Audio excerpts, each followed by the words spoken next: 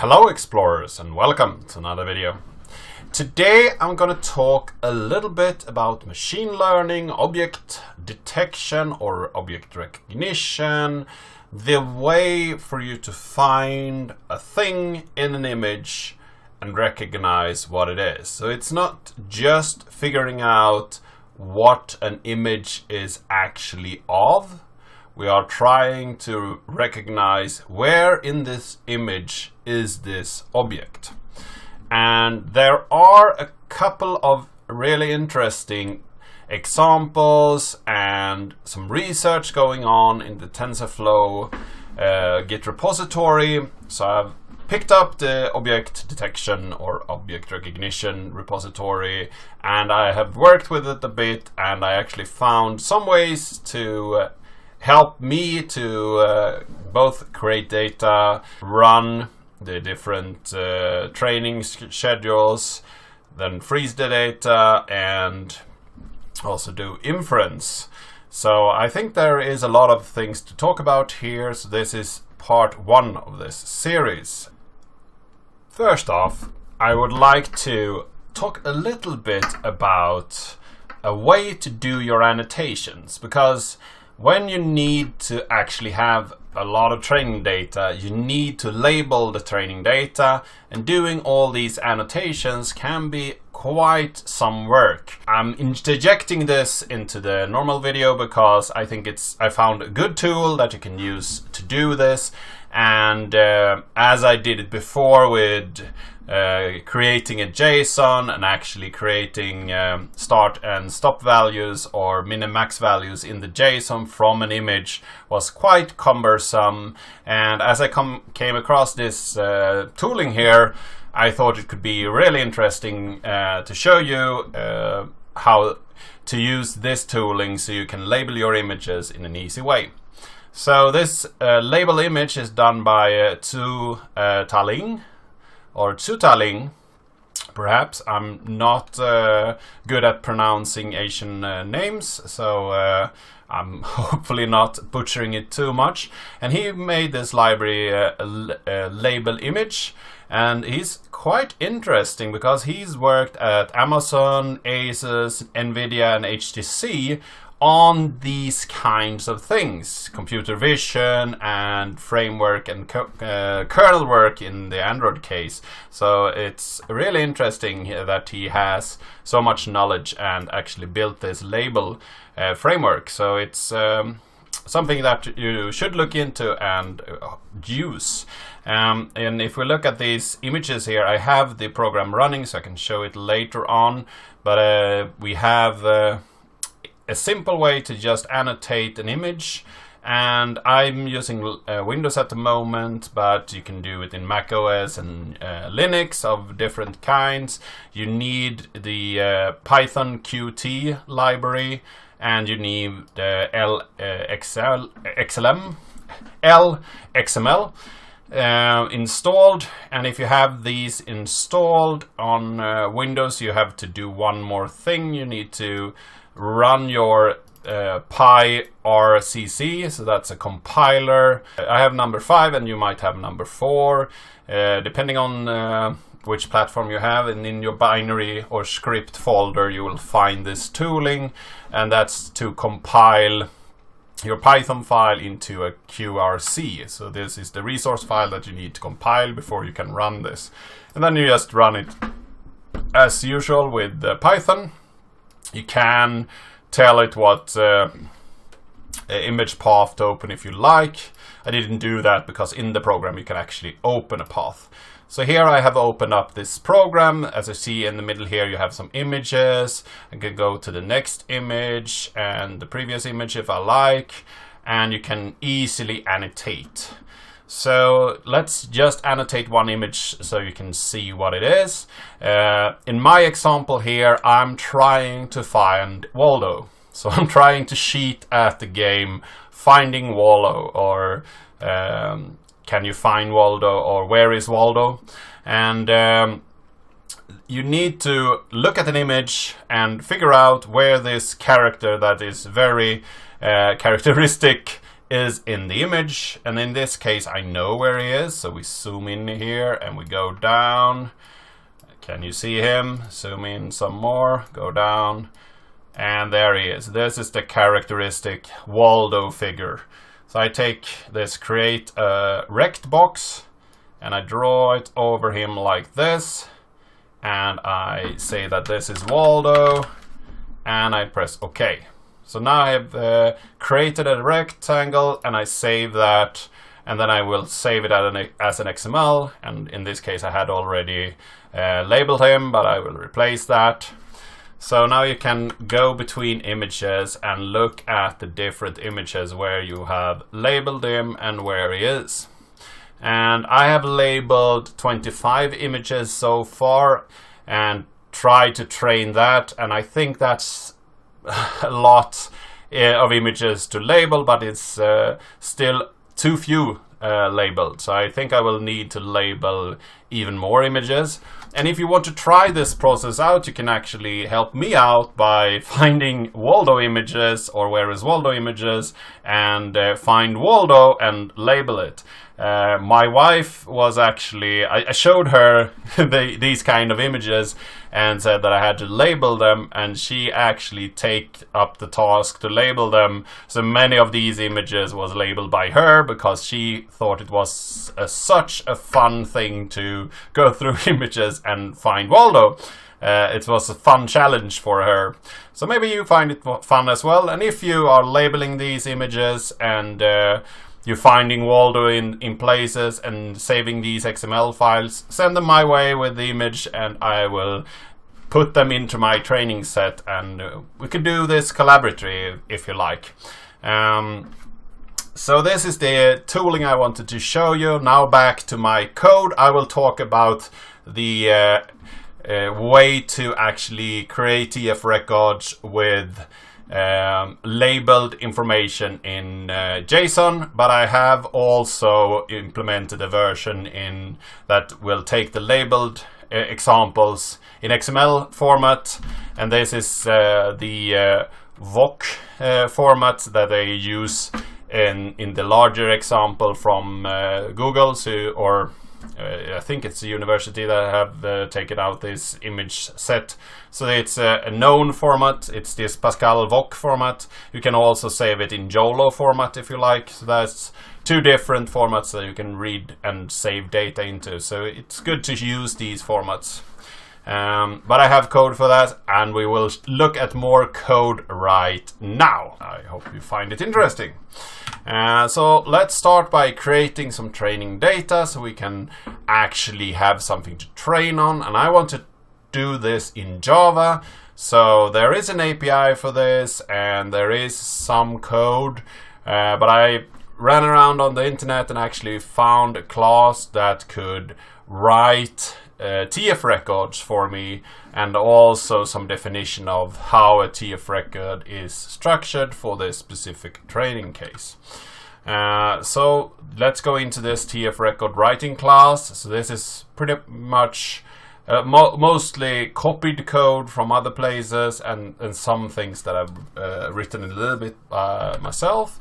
First off, we look at the actual format. So a TF record is a bunch of data that comes after each other, and when they write down these data, they write the length, and then they write cyclic redundancy check for that length. So they actually check that the length is correctly written. Then they write some data, and they have some error check on that data as well.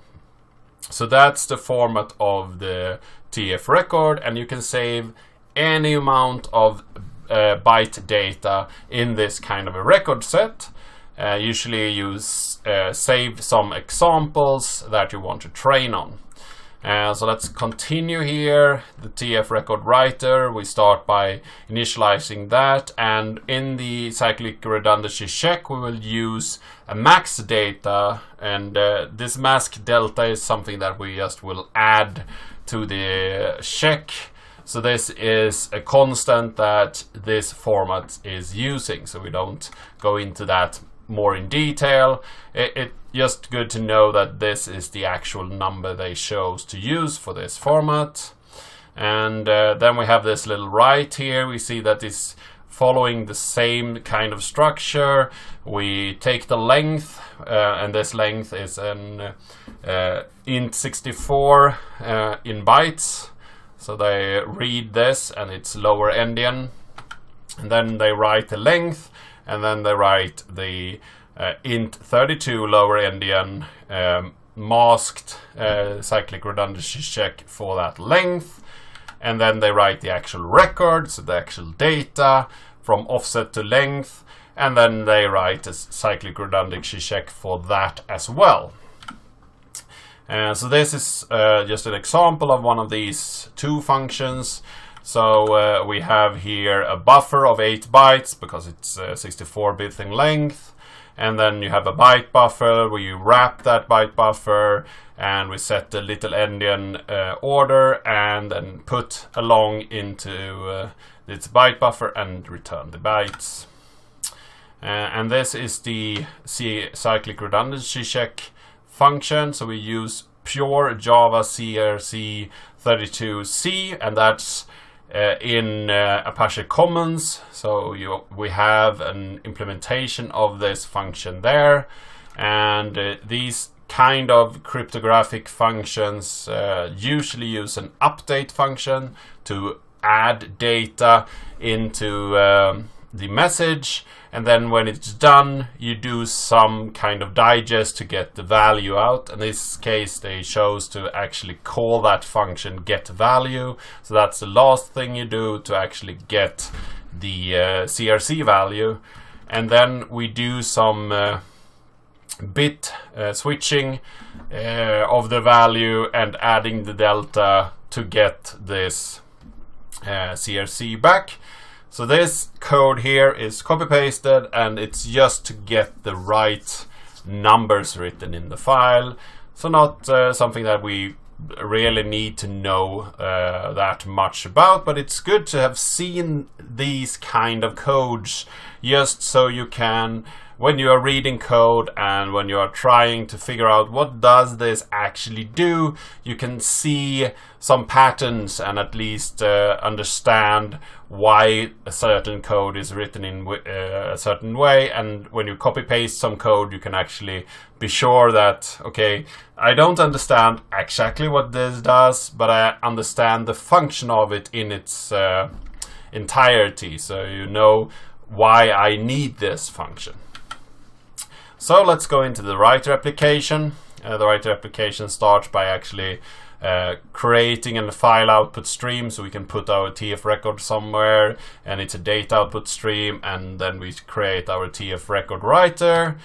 And here we have a little bit of code that I don't want to go in too much to, because I actually did some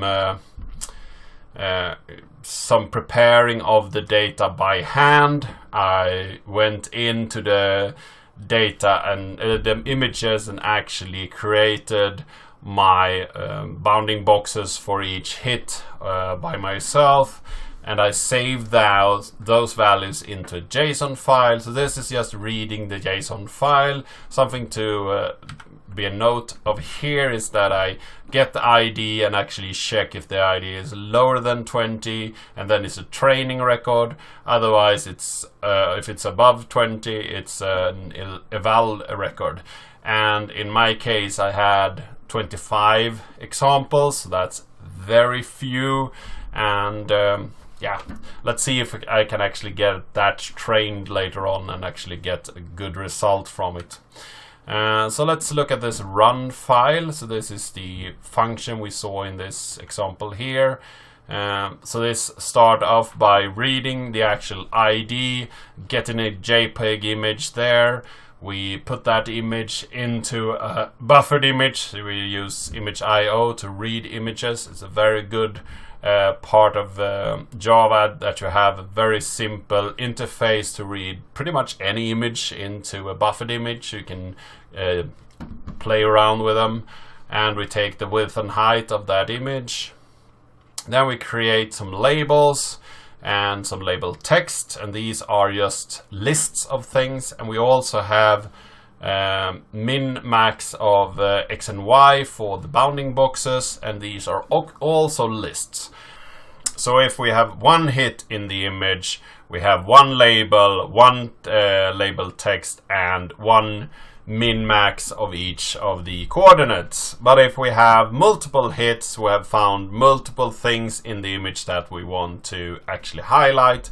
These lists holds all the values of the things we found in the image. Next up, we get the min max from our JSON. So this is the actual values of the minimal x value and the maximum x value, and then the minimal y value and the maximum y value. So we actually get each axis there. Then we add some labels here, and as I use just one label, and it's a 1 and Waldo, and then I have actually taken these values and normalized them, because in the actual training then you normalize the values so the image can have any size, but the actual placement of the bounding box is somewhere between 0 and 1, so the function actually knows where to look for it in the image. And then we have this large set of features that we want to create here. So we build a set of features, and we put in the width of height of the image, of course. We put in the file name of the image. If we have a file name, this is not strictly required. It's just if you actually have a file name, you can add that into your record file, and that makes things easier to find. And then we get the actual image feature and add that as an encoded, and then we tell it which format this was encoded in. In this case, I use JPEG images. Then we add the actual box data. So this is the bounding box data, min, max, xy data, and last but not least, we add the lists of text and label features into this, and we build this features list.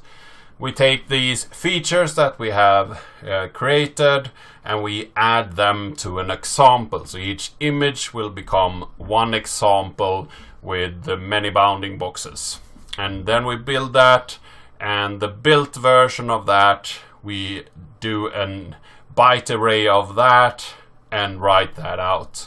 So example, feature, and feature list is something that is actually inside of Tensorflow library. So it's just things that we reuse and things that we can include in our Java code. So let's see how we can create an int feature. As you remember, we had a long list of things that we added, and some of them was int features, and some things was length, and some things were lists, and so on. An int feature we used for width and height, for instance.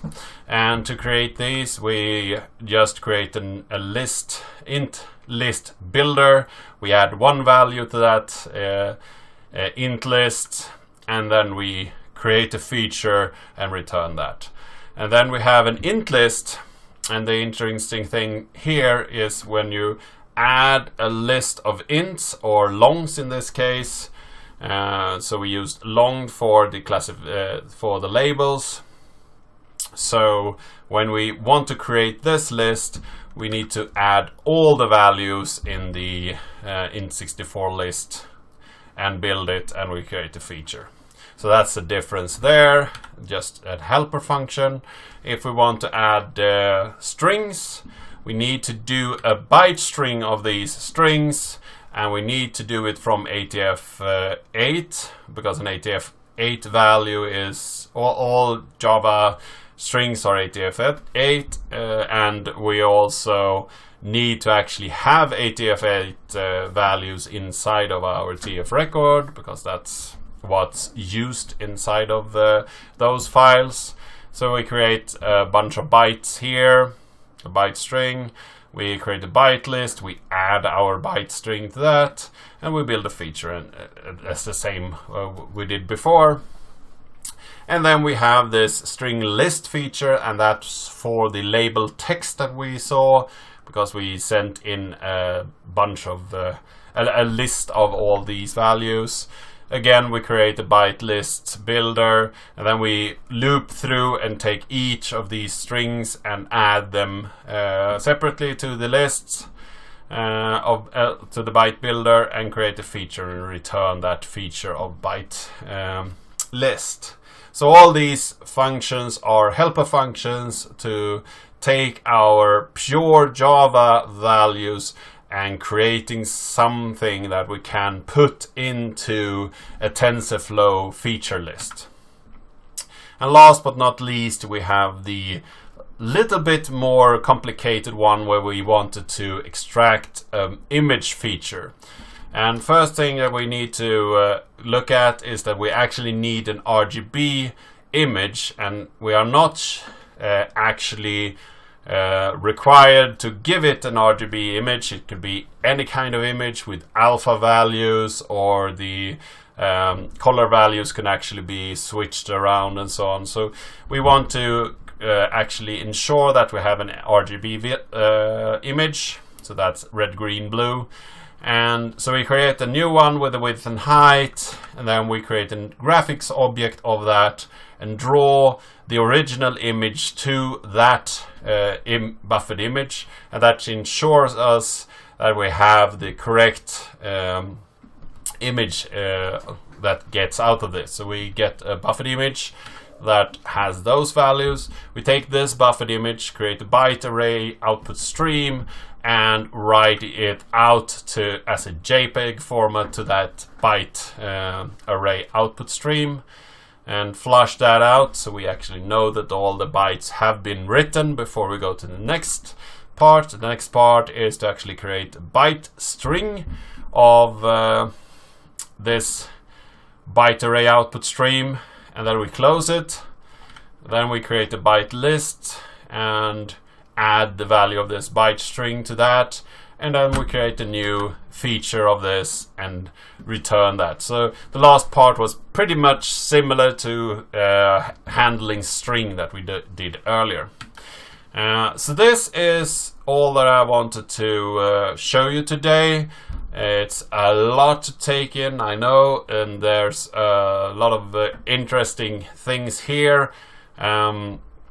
But the code is not that complicated if you look at it and for a while and go through it.